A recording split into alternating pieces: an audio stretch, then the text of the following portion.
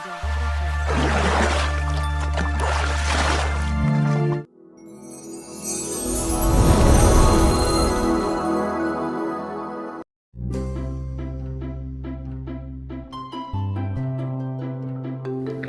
Bismillahirrahmanirrahim. Assalamualaikum warahmatullahi wabarakatuh.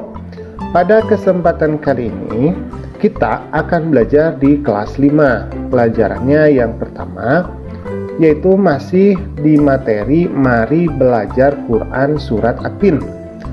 Adapun submateri yang akan kita bahas pada kesempatan kali ini adalah makna kandungan dari Surat At-Tin. Tetapi sebelumnya, bagi kamu yang belum subscribe, silahkan subscribe dulu, pencet tombol like, kemudian share pembelajarannya ya. Jadi, surat At-Tin ini dinamakan At-Tin karena diambil dari kata atin yang terdapat pada ayat yang pertama.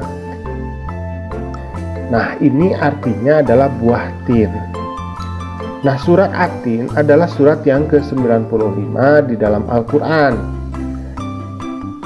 yang berjumlah 8 ayat dan termasuk kepada golongan surat yang turun di Mekah atau disebut juga dengan golongan surat Makkiyah.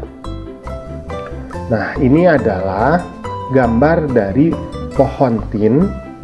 Nah, kemudian ini adalah buah tinnya. Jadi pada masa dulu pohon tin ini hanya tumbuh di daerah Timur Tengah ya.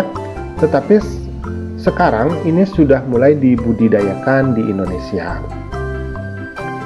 Nah, sekarang kita akan masuk kepada makna kandungan dari surat At-Tin.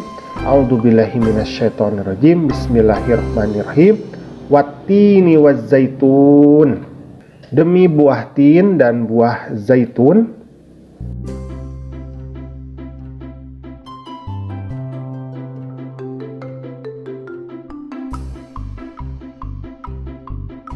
Jadi maknanya adalah bahwa buah tin ini adalah buah yang enak dan lembut serta cepat dicerna dan memiliki banyak manfaat untuk kesehatan. Sedangkan buah zaitun ini adalah buah yang memiliki keistimewaan karena kandungan minyaknya yang berlimpah sehingga dapat dipergunakan di daerah yang kurang memiliki minyak ya.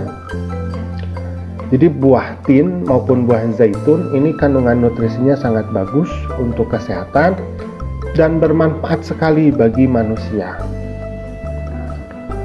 Nah, sekarang kita masuk ke ayat yang kedua, wa turi sinin, dan demi gunung Sinai.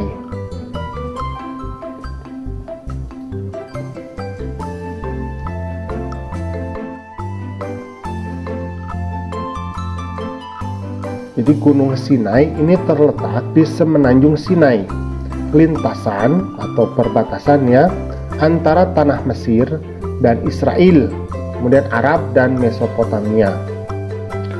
Gunung Sinai ini tingginya 2285 meter. Gunung ini juga dikenal dengan nama Jabal Musa karena pada masa dulu Nabi Musa ini pernah meminta untuk bertemu dengan Allah di Gunung Sinai ini, kemudian menerima 10 perintah Tuhan di Gunung Sinai juga. Sekarang kita masuk ke ayat yang ketiga, wahadzal baladil amin, dan demi negeri Mekah yang aman ini.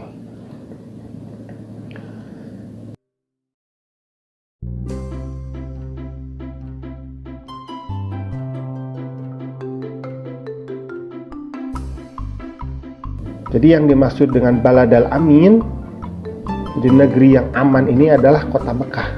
Jadi kota yang aman ini adalah kota Mekah. Kota ini disebut dengan kota yang aman karena siapapun yang memasukinya terjaga keamanan dan keselamatannya. Jadi kota Mekah itu hanya boleh dimasuki oleh orang muslim saja. Jadi selain orang muslim tidak boleh. Jadi non muslim itu tidak boleh masuk ke kota Mekah ya. Kemudian kita masuk ke ayat yang keempat, laqad khalaqnal insana fi ahsani taqwim. Sungguh kami telah menciptakan manusia dalam bentuk yang sebaik-baiknya. Jadi pada ayat ini dikatakan bahwa Allah Subhanahu wa taala menjadikan manusia itu dalam sebaik-baiknya bentuk.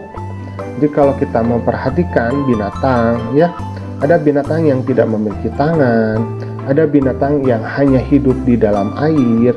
Jadi binatang itu tidak dijadikan Allah sebagai makhluk yang bentuknya sempurna seperti manusia.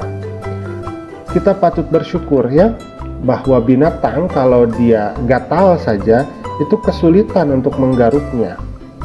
Kalau kita manusia itu memiliki keleluasaan tubuh, jadi memiliki kaki untuk berjalan, memiliki tangan untuk meraih ya, dan wajah kita pun ini sangat rupawan ya, sangat ganteng, sangat cantik ya. Jadi kita itu adalah manusia, itu adalah makhluk yang rupanya itu adalah sebaik-baiknya, yang paling sempurna. Sekarang kita masuk ke ayat yang kelima. Tsumma radadnahu asfala safilin. Kemudian kami kembalikan dia ke tempat yang serendah-rendahnya. Jadi Allah Subhanahu wa taala mengingatkan kepada manusia, sekalipun mereka sempurna, ini dapat turun derajatnya menjadi hina karena pengetahuan, sikap, dan perilakunya apabila telah keluar dari aturan yang telah ditetapkan oleh Allah melalui Rasul-Nya. Di manusia-manusia itu kalau perilakunya, sikapnya itu buruk, maka dia bisa turun sekali derajatnya, bahkan lebih rendah dibandingkan hewan.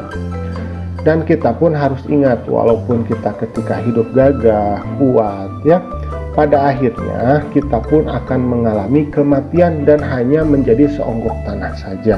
Jadi kita harus selalu mengingat hal tersebut. Kemudian kita masuk ke ayat yang ke-6. Illal ladzina amanu wa 'amilus sholihati falahum ajrun ghairu mamnun. Kecuali orang-orang yang beriman dan mengerjakan kebaikan, maka mereka akan mendapatkan pahala yang tidak ada putus-putusnya. Nah, maka orang-orang yang tidak pernah hina adalah mereka yang beriman dan melaksanakan amal solih. Orang yang demikian itu akan selamat dari kehinaan di dunia maupun di akhirat. Jadi kita beribadah kepada Allah, ini namanya muamalah sama Allah. Kita melakukan sholat, kita melakukan puasa, tetapi kita juga jangan lupa dengan muamalah ma'anas. Jadi muamalah ma'anas itu adalah menjaga hubungan baik dengan sesama manusia ya.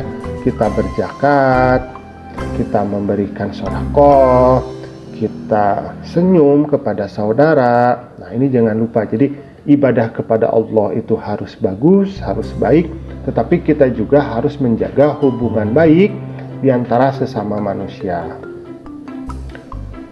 Kemudian sekarang kita akan masuk ke ayat yang ke-7. Fama yukadzibuka ba'du biddin.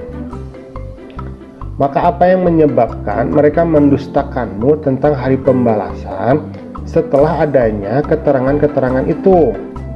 Alaisallahu biahkamil hakimin.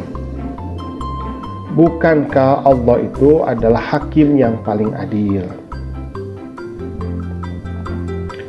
Maka pada hari kiamat nanti akan ada yang namanya hari pembalasan terhadap semua perbuatan manusia. Apakah itu baik, apakah itu buruk. Manusia seharusnya tidak meragukan adanya hari pembalasan, karena Allah sudah menunjukkan bukti-buktinya. Jadi bukti-bukti adanya hari pembalasan itu memang sudah nampak ya, seperti terciptanya alam semesta. Alam semesta dapat tercipta karena pasti ada yang menciptakan, dan sesuatu yang diciptakan pasti akan ada akhirnya. Jadi itu adalah suatu sifat yang alami pada benda-benda yang ada di sekitar kita.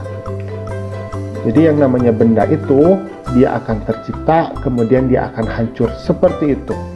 Dan ingat bahwa Allah lah yang akan menjadi hakim yang paling adil. Sebesar atau sekecil apapun segala perbuatan, baik itu baik, baik itu buruk, itu akan dipertanggungjawabkan di hadapan Allah Subhanahu wa ta'ala. Nah, alhamdulillah pembelajaran kita pada kesempatan kali ini sudah selesai. Terima kasih sudah mau menyimak. Assalamualaikum.